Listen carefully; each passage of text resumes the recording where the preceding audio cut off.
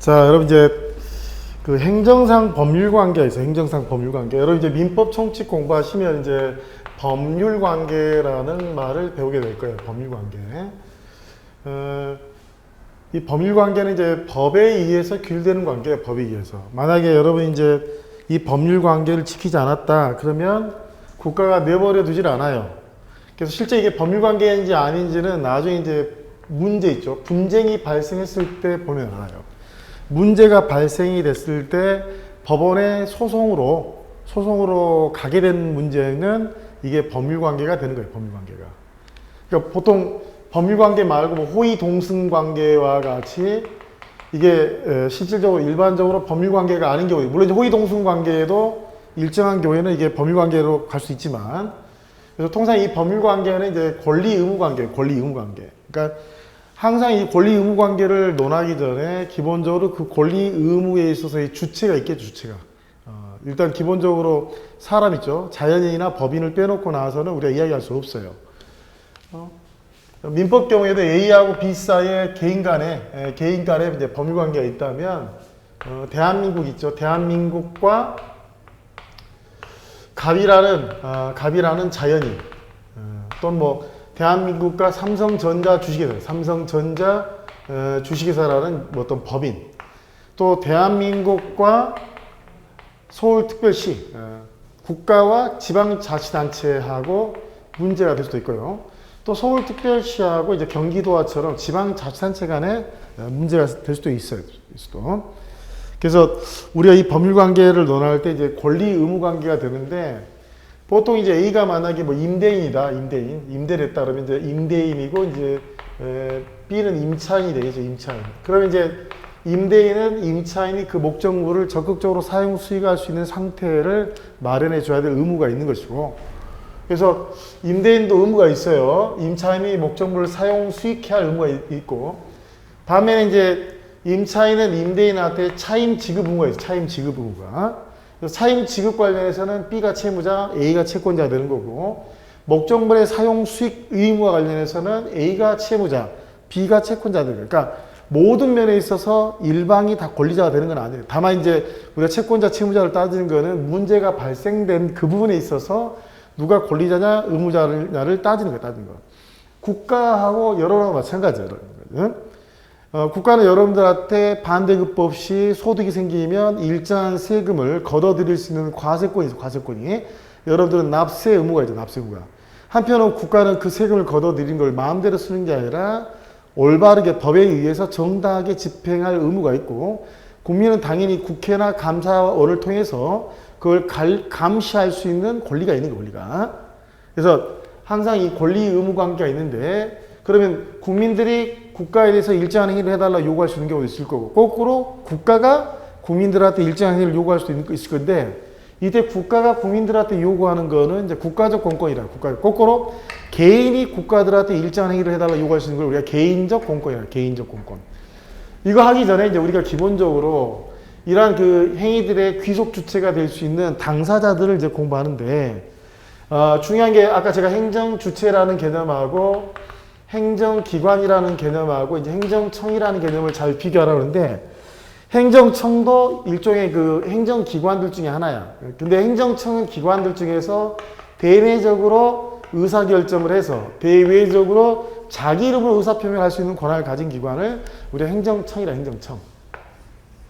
근데 실질적으로는 행정 주체가 법인격이 있어요. 법인격. 그러니까 원칙적으로 내가 소송을 제기할 때 피고는 행정 주체가 되어야 되지 행정기관, 즉 행정청이 피고가 될 수는 없어요. 그러면 행정 주체는 일단 누가 있냐? 시원적으로는 이제 국가예요, 국가. 근데 옛날에는 이제 국가가 모든 걸 다 행사했지만은 때에 따라서 국가가 행사한 권한 중에서 일부를 다른 단체나 다른 인격체한테 행사하게 하는 것들이 훨씬 더 효과적일 수도 있단 말이에요. 그래서 국가가 이제 국가로부터 일정한 임무를 띄워받아서 별도로 우리가 이 공공단체라는데, 이 공공단체 안에 여러분 지자체들, 지방자치단체, 그 다음에 공공조합은 사단법인, 공법상 재단, 그리고 영조물 법인이 있는 거예요. 영조물. 그러니까 일단 여러분이 일단 국가하고 공공단체, 그리고 이제 원래는 사인입니다. 사인. 일반 개인인데 국가나 공공단체로부터 어떤 공적인 임무 기능이 사인한테 위탁되어서 사인이 그걸 수탁받아 처리한 걸 우리가 공무수탁사입니다. 조직법적으로 공무수탁사인은 공무원은 아닙니다. 근데 기능적으로 보면 공무를 수행하고 있어요. 그래서 크게 국가, 공공단체, 이제 공무수탁사인이 이제 이게 행정 주체가 돼요. 행정 주체가. 국가에는 여러분 누가 있어요? 대통령 있잖아요, 여러분. CEO가. 국가의 CEO가. 지자체도 짱이 있잖아요, 짱. 그리고 이제 공공조합도 짱이 있잖아요, 짱. 다. 영조물 법인입니다. 영조물은 행정국 주체가 돼요. 영조물이 독자적인 법인격을 취득하면 영조물 법이 되는데, 영조물은 이제 행정 목적으로 직접적으로 제공된 유침을 말하는 거고, 영조물은 인적시설하고 물적시설 종합적으로 하는데, 얘가 이제 국가로부터 떨어져 나와서 법인격을 형성하면 영조물 법이 돼요. 과거에 서울대학교는 영조물이었지 영조물 법인이 아니기 때문에 서울대학교가 피고가 되는 게 아니라 대한민국이 피고가 됐었어요. 근데 지금은 학교법인 서울대학교에서 국가로부터 떨어져 나왔기 때문에 학교법인 서울대학교가 영조물 법인으로서 행정주체에 이다는 거예요. 그래서 얼마든지 시대가 다르게 되면 영조물이 영조물 법인화 돼서 국가로부터 떨어져 나올 수가 있습니다. 그럼 독자적으로 또 하나의 인격체가 탄생하는 거예요. 탄생하는 거예요. 그래서 일단 국가, 공공단체, 공무단체. 그 다음에 보통 공공조합에는 재개발조합하고 재건축조합 이런 것들이 이제 국가나 지자체란 말이 안 나오니까 이게 혹시 행정주체가 아닌 게 아닌가 하는데 공공조합도 엄연히 공공단체로서 행정주체에 해당한다는 거예요. 그리고 이제 행정기관은 굉장히 많아요. 뭐 청와대 안에도 홍보수석도 있고 비서실장도 있고 다 기관이야. 근데 청와대 안에 행정청은 대통령밖에 없단 말이에요. 대통령밖에. 그 행정기관들 중에서 대내적으로 자기 의사결정을 해서 대외적으로 자기 이름으로 의견 표명할 수 있으면 그걸 우리가 행정청이라고 하는데, 특히 이 행정청의 개념이 중요한 게 행정청이 나중에 행정행위를 해요. 행정청이 하는 행위만 행정행위고 행정청이 해야 처분이야. 처분. 그래서 중요하고, 그 다음에 우리가 항고소송하고 당사자 소송이 있고 이제 국가배상 청구소송이 있고 이제 손실보상 청구소송인데, 기본적으로 피고는 누가 피고다? 행정기관이 행정청이 피고가 아니라 행정주체가 피고가 되는 것이 원칙이에요. 그래서 기본적인 권력은 다 행정주체가 피고입니다. 근데 특이하게도 항고소송에 있어서만큼은 국민들의 편의를 위해서 행정청을 피고로 해주고 있어요. 행정청을. 뭐 또 이 행정청은 원칙적으로 혼자 결정한 독임제가 원칙이지만 때에 따라서는 의사의 신중함이 요구되는 경우가 있기 때문에 합의제 행정관청도 있어요. 합의제. 주로 이제 위원회로 된 거. 합의제 행정청의 경우에는 위원장이 피고가 아니라 통상적으로 위원회 자체가 피고입니다. 유일하게 이제 중앙노동위원회의 경우에는 그때는 법에서 중앙노동위원회 위원장이 피고라고 되어 있기 때문에 그런 것이고, 합의제 행정청의 경우에는 그때는 위원회 자체가 피고가 돼요. 그래서 행정주체에 대한데 자기의 이름과 책임으로 어떤 행정을 행할 권리와 의무를 가진 행정법 관계 일방 당사자, 행정법 관계. 그러니까 적어도 우리가 행정법이 적용되려면 둘 중에 하나는 뭐 국가이거나 지자체이거나 공공조합이거나 공법상 재단이거나 영조물 법이거나 아니면 공무탁사인이라야 일단은 행정상 법률관계의 범주로 넣을 수가 있어요. 그래서 종류의 국가, 공공단체, 공무수탁사과, 그래서 공공단체 안에 지방자치단체, 공공조합, 영조물법인, 공법상 재단이에요. 밑에 구별개념으로 행정기관과 뭘 구별하라? 행정청을 구별하라. 그리고 행정청도 행정기관인데 행정기관들 중에서 행정주체 의사를 결정을 해서 외부에 표시할 수 있는 권한을 가진 기관이 바로 행정청이고, 이 행정청의 개념은 나중에 행정행위를 논할 때, 또 처분을 논할 때, 그리고 항고소송의 피고적격을 논할 때 또 등장하는 개념이니까 아주 중요하다. 그리고 특히 이제 공무수탁사인과 관련해서는 원래 이 사람은 사인이야, 사인. 근데 위탁자죠. 국가나 위탁자고 얘가 수탁자인데 원래는 위탁자나 위탁자의 권한인데 이 권한이 이전이 되니까 항상 권한을 변경할 때에서는 이제 법적 근거가 필요합니다. 법적 근거. 그래서 공무수탁사인은 반드시 법의 근거가 있어야지만 인정이 된다. 다만 이제 공무수탁사인이 행정기관이지 행정주체가 아니라고 일부 소송이 있지만 공무수탁사인도 엄연하게 행정 주체다. 그러니까 공무수탁사인 본인의 이름과 책임하에 여러 가지 사인에 대해서 공권력 행사하기도 하고 일종의 비권력 작용을 행사하기도 한다는 거예요. 다만 이게 사인 입장에서 보면 이 공무수탁사인이 뭐가 되냐면 일종의 마치 행정청처럼 되는 거예요. 행정청처럼. 특히 공무수탁사인이 만약에 직무와 관련해서 위법한 일을 저지르게 되면 공무수탁사인이라 이 공무수탁사인을 고용하고 있는 국가나 지자체에 대해서 국가비상 청구 소송을 제기할 수 있어요. 국가에서. 또 그리고 공무수탁사인이 만약에 어떤 권력적 작용을 취하게 되면 그때는 그 공무수탁사인의 행위가 처분이 돼, 처분이. 그때 피고는 위탁청인 국가나 공공단체가 아니라 실질적으로 공무수탁사인을 피고로 해서 소송을 제기할 수 있다고요. 이 공무수탁사인의 예들이 어떤 것들이냐, 개별법에 많아요. 무수히. 그래서 예를 들면 거기에 건축사가 건축공사에 관한 조사 검사에 관한 건데 특히 예를 들면 별정우체국 업무를 수행하는 건데 별정우체국이라는 거는 이제 일종의 옛날 같으면 이제 우체국이 아니에요. 우체국에서 근무하던 사람 중에서 보통 여러분 이제 우체국은 아닌데 택배 같은 거 일반 그 택배물 담당하는 민간인들 있죠. 민간인들. 과거에 보통 이제 전력으로 우체국 직원이야. 근데 일정한 기간 되면 이제 그러한 별정 우체국을 할 수 있는 권한을 주는 거죠. 그래서 실질적으로 공무수탁사에 해당되는 거 이것만 있는 게 아니라 많아요. 뭐 사업 시행자라든지. 그래서 그 사업 시행자는 통상적으로 공익사업을 시행하는 사업 시행자도 일반 사인인데 원래는 국가가 할 일을 법령의 규정에서 위탁을 받아서 처리한다는 처리를. 그리고 공무수탁사에는 이게 하는 대로 그냥 시키는 대로 하는 게 아니라 독창성과 전문성을 가지고 있는 거예요. 독창성을. 오히려 국가가 직접 하는 것보다는 얘네들이 하는 게 보다 훨씬 더 효율적이니까 그 임무를 위탁해서 처리하는 거예요. 그래서 그렇게 공무수탁사인에 처리하는 걸 우리가 위임행정이라고 그러고 위임행정은 효율적이기 때문에 날로 위임행정은 늘어나게 되는 거예요. 되는 거. 다만 이와 관련해서 이제 소득세 원천 징수무자죠. 소득세 원천 징수무자는 여러분 이제 갑이라는 회사에 A라는 사람이 직원이다. 그러면 이제 임금 날짜에 회사는 A한테 이제 임금을 지급해야 되는데 임금할 때 다 주지 않죠. 세금을 떼죠. 떼고 나서 나중에 세금을 이 사람이 납부하죠. 이렇게. 이때 갑은 권리를 갖지 않고 이제 법상의 의무만 지다. 의무만. 공무수탁사인은 의무 말고 뭐도 있어야 돼? 권리까지, 권한까지가. 그래서 소득세 원천 징수무자는 공무수탁사인이 아닙니다. 따라서 소득세 원천 징수무자가 한 거는 처분이 아닙니다. 처분이.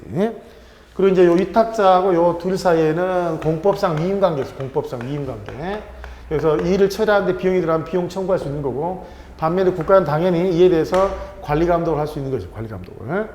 외부적인 관계에서는 이 사인이 행정청이 되기도 하고 때에 따라서 이제 공무원에 준하는 자가 되기도 한단 말이에요. 그래서 항고소송에 있어서는 피고 적격이 인정이 되고 얘네들이 한 행위에 대해서는 국가배상 청구 소송이 인정이 돼서 국가나 지자체가 배상 책임을 질 수도 있게끔 된 거예요. 그래서 국가, 공공단체, 공무수탁체, 공공단체 아니면 지자체. 나중에 이제 지자체도 특광시죠. 특별시, 광역시, 도. 그다음에 제주특별자치도, 세종특별자치시와 같은 광역자치단체하고, 그다음 시군자치구야. 시군자치구. 그러니까 구는 특별시, 광역시에 있는 자치구. 여러분 손으로 직접 뽑는 구청장. 반면에 이제 특별시, 광역시가 아닌 구청장은 여러분 이제 임명직이야, 임명직. 거기 구는 행정주체가 아닙니다. 좀 나중에 것이고. 그래서 먼저 행정법 관계 당사자로서 행정주체를 알고, 통상 이제 행정주체가 통상적으로 이제 행정객체한테 여러 가지 행정권을 행사해요. 주로 이제 행정객체는 일반적으로 일반 국민들인 경우가 많아요. 그러나 이렇게 이제 대한민국 서울특별시처럼 행정객체가 지방자치단체 또는 다른 공법상 단체가 될 수도 있다. 그리고 이제 여러분 민법 총칙을 이제 배우게 되면 일종의 하나 도구만데 항상 이 법 규정은 일정한 요건 다른 말로 조건이라는데 일정한 조건을 충족을 해서 이걸 갖추게 되면 이에 대해서 이제 일정한 법적 효과가 주어지도록 규정이 되어 있어요. 그래서 민법 총칙 공부하면 나중에 법률행위라는 걸 배웁니다. 이 법률행위라는 게 일종의 이제 법률 요건이에요. 법률 요건. 그리고 이제 이 법률행위 안에는 여러분들 의사표시가 들어있어요. 의사표시가 들어있고. 그래서 법률행위가 이제 행정법에는 이게 행정행위로 드러나요. 행정행위. 특히 행정행위는 이제 여러분 하명, 허가, 면제, 특허, 인가, 대리 이런 것들이 이제 행정행위인데 하명은 의무를 부과하는 거고, 허가는 일반적, 상대적, 금지 등을 풀어주는 거고, 특허는 특별한 권한을 설정해 주는 거고, 인가는 기본적인 행위에 대해서 보충적으로 인가를 내줌으로써 그 행위 효력이 인정되도록 하는 행위가 우리 인가인데, 기본적으로 이런 것들은 의사표시가 있기 때문에 그 의사표시대로 효과가 생겨요. 의사표시대로. 이런 것들을 법률행위적 행정이에요. 법률행위적 행정이에요. 반면에 이제 의사표시 이외의 용태라는 게 있는데, 걔네들이 이제 준법률행위적 행정에서 확인, 공증, 통지수에서.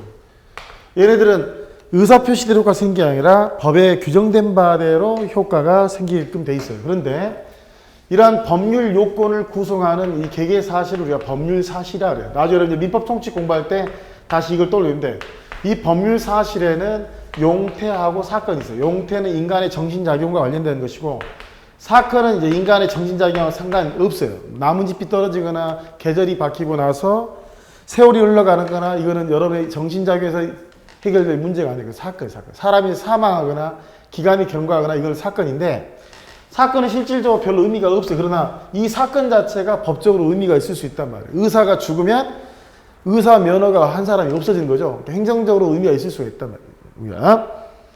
그래서 가볍게 보는 거예요. 다만 이제 대부분은 우리가 행정 입법, 행정행위, 행정계획과 관련해서 주로 용태와 관련해서 문제가 되는데, 이 용태의 가장 중요한 게 의사표시예요. 의사표시. 의사표시인 외부적 용태하고 의사표시 이외의 용태가 있는, 의사표시 이외의 용태. 그래서 민법 성칙을 여러분이 공부하고 나면 오히려 수월할 건데, 그걸 이제 행정법에서 그대로 도입을 한 거, 도입을. 그래서 법률 요건을 구성하고 있는 개개 사실이 뭐다? 법률 사실이다. 그리고 그 법률 사실들이 모여서 법률 요건이 구성됐을 때 비로소 법률 효과가 주어지는 것이다 라고 이제 이해를 하는 거예요, 이해를. 근데 이제 통상 의사표시가 이제 한 개다. 그럼 단독행위야, 단독행위. 의사표시가 두 개다. 또 두 개 이상이다. 근데 의사표시의 방향이 예를 들어서 반대 방향이다. 의사표시 같은 방향이다. 그러면 이거는 이제 이게 단독행위가 되고, 이거는 계약이 되고, 이건 합동행위가 돼요. 그러니까 계약하고 합동이라는 거는 일방적으로 한 게 아니라 상대방의 합의를 통해 하기 때문에 기본적으로 권력작용이 아니라 비권력작용, 비권력작용. 그러니까 공법상 계약이나 공법상 합동행 같은 경우는 이런 경우인데, 이건 비권력작용이니까 이건 처분이 아닙니다. 처분이. 나중에 처분이 아니란 말이에요. 그러나 이 단독행위는 일방적으로 한단 말이에요. 하명, 허가, 면제, 특허, 인가들이처럼 일방적으로 하는 행정행위는 권력작용으로서 처분이 되고, 바로 이 단독행위가 바로 행정행위가 되는 거예요. 행정행위가. 행정법상의 법률 요건으로서 행정법규가 행정주체 또는 사인의 일정한 정신작용, 용태죠. 또는 자연적 사실, 사건, 요건을 해서 결과적으로 법률 효과를 발생토록 하는 거예요. 그래서 결국 법률 요건은 효과를 발생시키는 원인에 해당이 되는 거고, 이 법률 요건을 구성하고 있는 개개의 사실이 바로 법률 사실인데, 그 법률 사실에는 사건과 용태가 있어요. 사건과 용태. 그래서 사건에 해당하는 게 사람이 죽고 사는 문제, 시간이 흘러가는 문제. 여러분이 선거를 하려면 만 19세의 나이가 돼야 되는데, 그 나이가 먹어야 나이가. 이게 이제 사건인 거고, 용태도 이제 생각하고 있는 걸 밖으로 표출하면 외부적 용태. 가장 대표적인 의사표시죠. 반면에 내가 생각을 하고 있죠. 외부에 표출하지 않는 거. 선이 모르는 거예요. 악이 아는 거. 고의 뭔가 사실을 인식하는 거. 과실은 인식 못하는 건데 좀만 주의를 기울이면 인식할 수 있는데 못하는 거죠. 이런 것들을 우리가 통상 내부적 용태라, 내부 용태. 그리고 이제 이 행정법 관계를 관련해서 우리가 이제 여기 행정 주체들을 배웠다면, 행정 주체는 이제 얘네들이 행정 주체야. 근데 행정 주체 말고 우리 민법에서 일반적으로 일반 평범한 사인들. 그러면 우리 행정 주체는 공법행위를 주로 하죠, 주로. 사인은 공법행위를 못 합니까? 아니야. 사인도 공법행위를 할 수 있어. 우리가 이제 공법행위냐 아니냐는 건 행정 주체가 하면 공법행위고 사인이 하면 공법행위가 아니라 공법적 효과 발생을 목적으로 하나의 이유에 따라서 공법행위하고 사법행위를 나눠요. 그러니까 공법행위는 주로 행정 주체가 해요. 행정, 입법, 행정행위 다 행정 주체가 하는 것들이야. 그러나 사인도 공법행위를 해요. 사인도. 나중에 보면 이제 투표도 여러분 사인인데, 투표라는 게 지 잘 먹고 잘 살자 하는 게 아니라 우리 대표 기관을 뽑는 행위란 말이에요. 또 행정청한테 일정한 행위를 해달라고 신청하는 거라든지, 법에서 신고하라고 의무를 부과한 경우에 일정한 사실을 신고하도록 규정있는 신청이나 신고, 이런 것들이 일종의 사인이 공법적 효과를 발생할 목적으로 행정청한테 일정한 처분을 구하거나 일정한 사실을 통과하는 행위, 이런 것들이 일종의 사인의 공법행위에 해당이 되는 거예요. 여러분이 사인의 공법행위인 신고가 중요해요. 금년도 2차 시험에서 행정 절차론 관련해서 행정 절차법이 규정하고 있는 신고의 절차와 효과에 대해 써라 하고 20문제 나오는데 사실 2차 문제는 제가 찍어준 거 다 나왔어요. 금년도에는. 저도 지난주에 시험 들어갔어야 되는데 제가 저쪽에 KGPS홀에서 강의하다 보니까 교재를 어제 나왔거든요. 교재가. 그러니까 교정 작업에 시달리고 결과적으로 시험장에 못 갔는데요. 여러분 이 행정법을 하면은 여기에서 끝나는 게 아니라 여러분 2차하고도 연관되어 있는데 특히 이제 요 사인의 공법행위 파트가 여러분 교과서 96페이지 나와요. 96페이지에 그 사인의 공법행위. 그러니까 행정 주체만 할 수 있는 게 아니라 사인도 한다. 특히 그 97페이지에 사인의 공법행위로서 신고라고 돼. 신고. 그래서 행정사 하시는 분들이 주로 하는 일들이 바로 이제 그 신청과 신고에 관해서 민원인들도 의뢰를 받아가지고 상대적으로 여러분 이제 지식이 많아요. 말만 행정사 자격증을 땄지 그와 관련된 지식이 충분하지 않으면 똑같은 행정사가 아닌 거예요. 근데 요 신고 업무는 기본이 되기 때문에 제가 시험 문제 나온다 그러고 별도 용지로 하나 또 줬어요. 나올 수 있다. 그래서 94페이지 오시면 행정 주체의 공법행위도 있고 사인의 공법행위도 쭉 읽어보십시오. 그리고 이제 이 중에서 사건과 관련해서 관련되는 게 이제 기간, 그 다음에 시효, 주소 같은 게 있어요. 특히 이제 여러분 민법 총칙 공부하면 취득시효, 제척기간 배울 거란 말이에요. 이렇게. 취득시효하고 제척기간 공부하면 이거 그냥 해결돼요. 그러니까 민법을 공부 안 한 사람한테 이걸 이해시키기가 힘들어. 그래서 기간이라는 거는 언제부터까지 어떤 기간, 텀이야, 텀. 근데 이 기간을 계산할 때 서로 간에 약속을 한단 말이야, 약속. 근데 이 기간에 관한 규정은 행정법에 넣고 민법에 있어요, 민법에. 민법은 사법이죠. 근데 요 사법에 관한 규정을 원래 공법하고 사법을 아까 나눠진다. 그러니까 공법 관계는 공법 규정이 적용이 되고 사법 관계는 사법 규정이 적용돼야 되는데 사법 규정이 함부로 공법 관계에 넘나들면 공사법 체계가 무너지잖아요. 그렇지만 현실적으로는 행정법에 규정이 흥결돼 있단 말이에요. 흥결돼 있는데 해결을 못하면 안 되겠죠. 그래서 통상적으로 이제 민법에 관한 규정 중에서도 어떤 규정들은 공법 관계에 끌었습니다.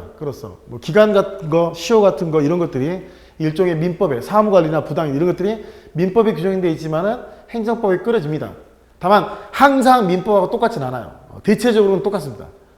그래서 우리가 기간을 개정할 때 이 기간은 어느 시점부터 어느 시점까지의 시간의 간극인데 보통 민법은 기간 계산할 때 하루를 쉬잖아요. 그러니까 벌써 우리가 아침 8시에 일어나면 하루가 8시간 지나가기 때문에 초일 불사님이 원칙이야. 초일 불사님이. 그 다음에 끝나는 날짜가 공휴일이면 그날 끝나는 게 아니라 그 다음날 끝나. 그러니까 여러분 카드 결제 날이 1일인데 1일이 공휴일이야. 그러면 그 다음날까지 결제하면 되잖아. 일종의 뭐냐면 하나의 기간과 관련된 하나의 약속이야. 우리끼리.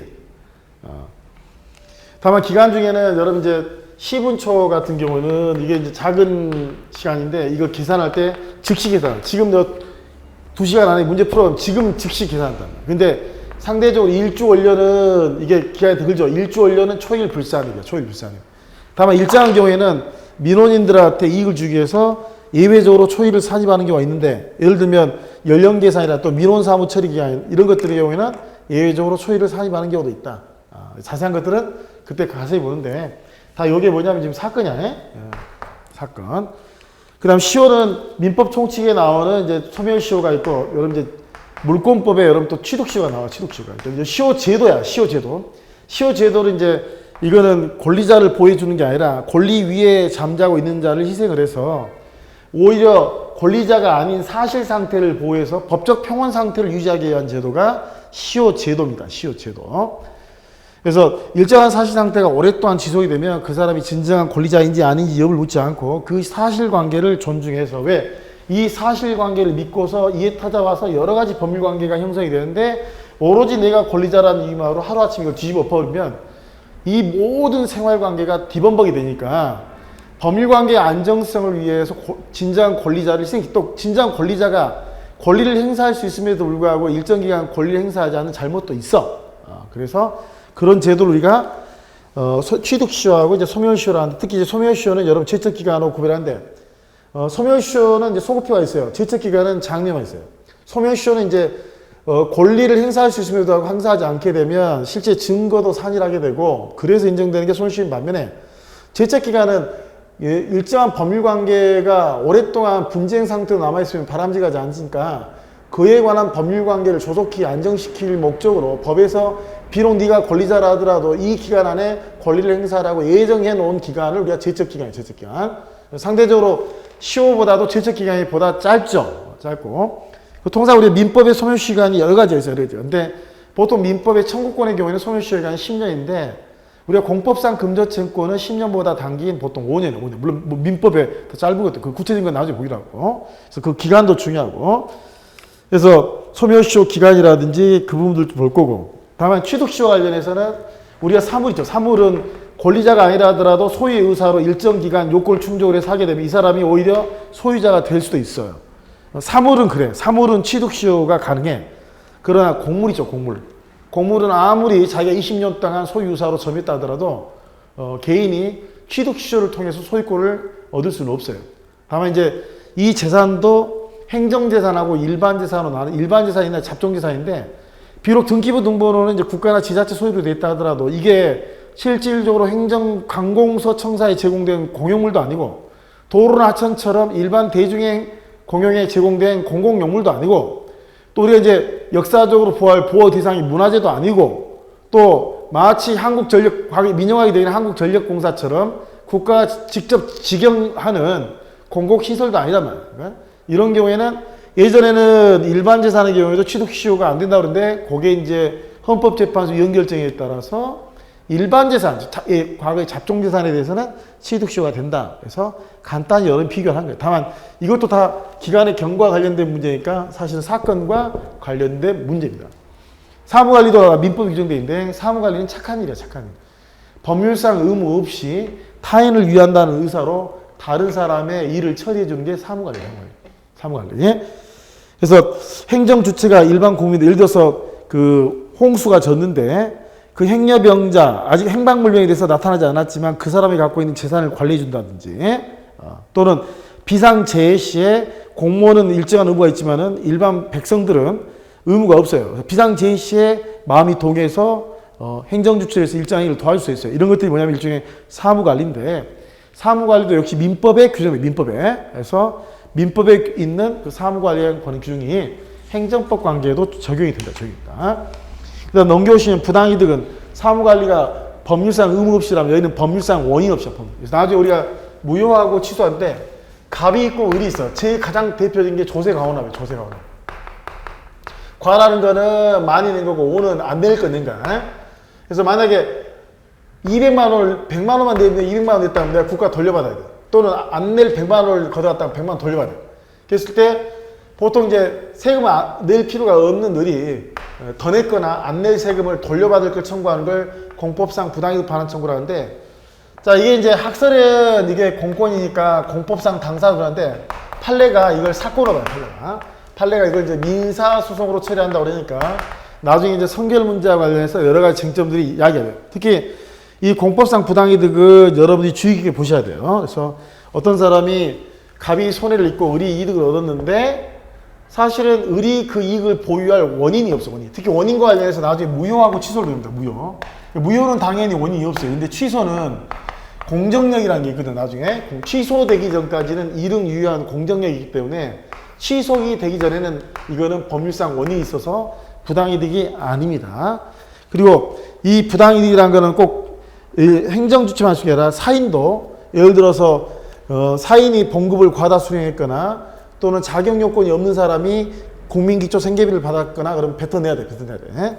그런 것들을 우리가 통상적으로 공법상 부당이득인데 가장 대표적으로 여러분이 귀를 기울일 게 조세가원합 반환 청구. 조세가원합 반환 청구. 실무적으로는 이게 민사소송으로 처리해요. 민사. 행정법이 아니라 민사법인데 우리가 행정법 왜 다루냐.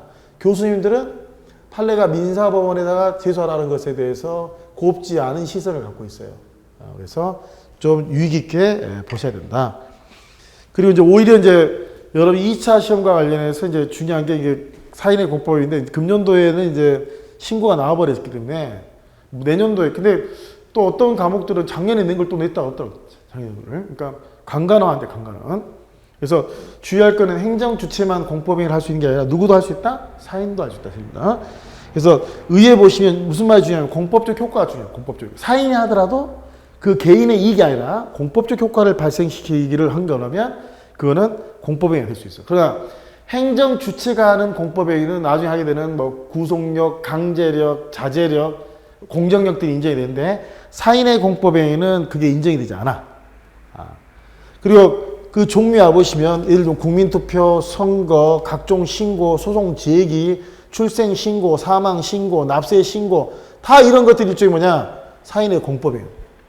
그리고 우리가 이제 민법 여러분 공부하면 여러분 권리 능력, 의사 능력, 행위 능력, 여러분 이제 행위 무능력자 제도는 폐지가 됐어. 폐지가.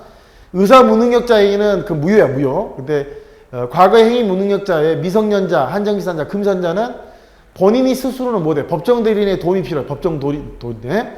미성년자의 경우에 1차적인 법정 대리인 친권자, 2차적인 법정 대리인이 이제 후견이. 한정기산자는 지금은 피한정 후견이, 금산자는 피성년 후견이 바뀌었는데 걔네들은 친권자라는 개념이 없어. 그리고 지금은 친족회가 폐지가 됐어요. 오히려 후견 감독인 제도가 들어와 있는데, 특히 이제 의사 능력은 민법이나 똑같아. 의사 능력은 행정법상에 아무 판단 능력이 없는 백치아다다가 어떤 행위를 했어. 그러면 무효야, 무효. 근데 행위 능력과 관련해서 민법상으로 만 19세 미만이면 이게 이제 미성년자인데 미성년자는 혼자서 법률이 못해요. 미성년자가 혼자 휴대폰 개통 못합니다. 법정 대리인이 동의를 얻어서 하든지 법정 대리인이 대리해야 대리를.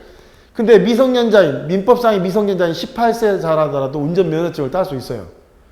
18세이자라도 여러분 시험만 합격하면 공무원이 될 수 있다면 공무원. 그러니까 민법상으로 미성년자가 행정법상으로 능력자가 될 수도 있다. 미묘한 차이가 있습니다. 그리고 이제 민법에도 대리가 원칙적으로 허용되는 경우가 많아요. 근데 특히 행정법은 대리가 불가능하다는 게 아니라 통상적으로 본인이 직접 해야 되는 경우가 많기 때문에 행정법 관계에서 행위는 사인의 공법인 대리와 친하지 않는 행위가 많단 말이에요. 국민투표를 여러분 다른 사람이 대신할 수 없잖아요. 그런 이야기. 그리고 이제 민법이든지 행정법이든지 기본적으로 불효시기 원칙이야, 불효시기 원칙인데 예를 들어 일정한 경우에 행정심판 청구할 때는 반드시 행정심판 청구서를 제출해야 돼요. 여러분이 처분을 구할 때는 반드시 문서를 해야 돼요. 재결을 할 때는 반드시 재결서를 해야 돼요. 그래서 예외적으로 행위 형식이 문서로 일정한 요식을 요구하는 경우도 있다. 그리고 이제 여러분 민법에도 이제 효력 발생 시기 관련해서 의사 효력 발생 시기에 표백주의 또는 뭐 발신주의, 도달주의, 요지주의를 배워요, 요지주의. 그래서 이거는 문서를 작성할 때, 이건 문서를 우체통에 집어넣을 때, 이건 상대가 우체함에 들어갈 때, 우체함에 들어간 그 집어넣을 때, 언제 상대방에서 원칙적으로 민법상 도달주의. 도달주의라는 거는 직접 내가 안 게 아니라 상대방이 알 수 있는 상태만 돼요. 행정법도 원칙적으로 특별한 사정이 없으면 무슨지 도달. 다만 뭐 국세기본법 제5조 2호처럼 규정이 예외적으로 발신주의를 규정해 놓고 있는 경우도 있지만 특별한 규정이 없다면 도달이 되면 효력이 발생해. 그리고 이제 여러분이 비진 의사표시 또는 통정의 표시, 착오 이런 걸 배워요, 착오. 근데 나중에 비진 의사표시라는 건 의사하고 표시가 불일치함을 본인이 알아. 그러면 이제 문제가 되는데 원칙적으로는 의사하고 다르게 표시된 효과가 발생을 해요. 근데 상대방이 그걸 알았거나 알 수 있으면 그때는 의사대로 되는 거 단서 규정이 있다, 단서 규정이. 근데 이 단서 규정이 행정법 관계, 공법행위에는 그대로 적용이 안 되거든요. 여기 민법 송치에도 나와, 이 내용이 나중에. 그래서 의사표시에 관한 규정도 꼭 민법과 똑같지는 않다. 또 중요한 게 하명, 허가, 면제, 특허, 인가들 관련해서 행정 주체가 하는 행정행위는 행정행위를 발동하면서 부관을 붙일 수 있어요. 부관. 뭐 부담이나 조건이나 기한이나 차례권 유보, 또 법률과 일부 해제에서 부관을 붙일 수가 있는데 사인의 공법행위는 원칙적으로 부관을 붙일 수가 없어요. 그리고 문제는 이제 사인의 어떤 신청이나 신고, 사인의 행위가 있고 나서 이걸 기하로 해서 행정청이 어떤 처분을 한단 말이에요. 처분. 근데 사인의 행위에 어떤 하자가 있어, 하자가. 그 하자가 무효일 수도 있고 취소일 수도 있는데 사인의 행위가 하자가 있다면 당연히 사인의 행위는 문제가 있죠. 근데 문제는 이걸 기반으로 해서 행정청이 어떤 결정을 했을 때 이 행정청의 결정까지도 문제가 되는 거냐, 이것까지도 문제가 될 수도 있고 그렇지 않을 수도 있단 말이에요. 이 사인의 행위가 이런 행정청이 어떤 결정을 내는데 단순한 동기를 부여할 경우에는 이게 문제일 수도 영향을 미치지 않아요. 그러나 예를 들어서 시험을 대리 응시했다든지 그러면 상인이 대리 응시한 거 잘못되면 불합격 처분해야 되겠죠. 그래서 전제 조건이 될 때는 사인의 공법행위가 하자 있을 때 행정행위 자체가 문제가 될 수도 있다.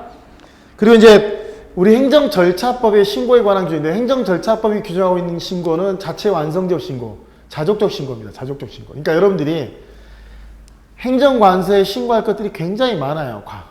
웬만한 거 다 신고해야 됩니다. 왜? 제일 중요한 이유가 세금 때문에, 세금 때문에.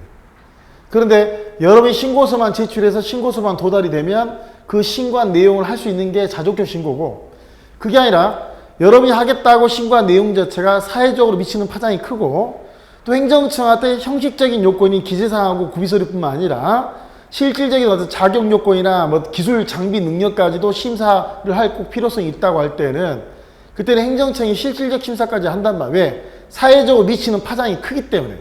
예를 들면 골프장을 건설하는 거는 산 비탈의 골프장을 건설하기 때문에 사회적으로 미치는 파장이 커요. 그러면 기재사항에 문제가 없다, 이걸로 끝나는 게 아니라 환경에 미치는 영향이라든지 환경 보존한 장치들이 있는지 없는지에 대해서도 다 심사를 해요, 심사를. 그래서 우리가 신고에는 자족적 신고하고 행위요건적 신고가 있는데, 행정절차법에 규정하고 있는 거는 행위요건적 신고가 아니라 자족적 신고를 규정하고 있고요, 자족적 신고를. 보통 우리가 자족적 신고는 신고서가 도달만 되고 행정청이 수리하지 않더라도 가능하기 때문에 우리가 그걸 수리를 요하지 않는 신고라고 그러고, 행위요건적 신고는 그 신고서에 대해서 행정청이 형식적 심사뿐만 아니라 실질적 심사까지 맞춰서 수리, 그 사람의 행위를 유한 것으로 받아들이는 수리 행위가 있어야지만이 공법적 효과가 발생된 걸 우리가 행위요건적 신고, 행정요건적 신고 또는 수리를 요하는 신고를 하는데, 얘들 기준점이 뭔지가 있고 실익이 있어, 실익이. 제일 큰 실익은 자족적 신고에서는 행정청의 수리를 거부하는 것들이 당사자가 어떤 행위를 함에 있어서 영향을 주지 않기 때문에 통상적으로 자족적 신고의 수리 거부는 처분이 아닌 반면에 행위요건적 신고의 수리 거부는 처분이 되는 게 제일 큰 실익이에요, 나중에. 상고소송의 대상이 되냐, 되지 않는 문제고. 다음 최근에는 건축신고 관련해서 건축신고가 비록 자족적 신고를 하지만 관련 법들을 해석해 봤더니 수리를 거부한 것에 대해서 여러 가지 불이익, 시정조치라는 이행강제금을 부과하는 것 때문에 관련 법을 따져봐서 실질적으로 불이익이 있었을 때는 비록 그게 자족적 신고라 하더라도 예외적으로 항고소송의 대상이 된다라는 판례가 있어서 기존의 이분법이 깨져버렸어요, 깨져. 그래서 올해 시험에 나왔죠, 올해. 그래서 거기에 여러분이 종류의 자체 완성적 신고, 행위요건. 신고 요건으로서 형식적 요건, 실질적 요건. 그 다음 신고 필증을 다 주는데, 자족적 신고의 신고 필증은 이 사람이 신고했다라는 거예요, 신고했다. 반면에 행위요건적 신고의 의미는 뭐냐? 걔 행위를 내가 유효하게 받아들여서 수리해줬다. 그래서 의미가 자족적 신고의 신고 필증은 사실적인 의미를 갖는다면, 행위요건적 신고에서의 신고 필증은 법률상의 의미를 갖는 거예요, 갖는 거. 그리고 제일 중요한 게 수리 거부가 처분이냐 아니냐, 처분이냐 아니냐. 그래서 자족적 신고의 수리 거부는 처분이 아닌데, 여기 써놓을게. 옆에 써놔요. 판례 변경에. 지금은 구체적으로 따져봐서 자족적 신고의 경우에 수리 거부가 처분일 수도 있다. 반면 행위요건적 신고는 당연히 보다 처분이다, 처분이다. 그거 시간이 좀 그런데, 그걸 더 넘어가 버리면요, 제가 시간을 너무 들어가야 되기 때문에 오늘은 여기까지 하겠습니다. 여기까지. 또 바로 또 내일 또 강의를 하니까 내일 또 다음 진도를 나가도록 하겠습니다. 저한테 지금 너무 제가 몰라서 이렇게 하는 게 아니라 너무 많은 걸 요구 안 돼요. 시간이 우리가 이제 토탈 12시간을 해서 아웃라인을 보는 거니까 또 다 뵙겠습니다.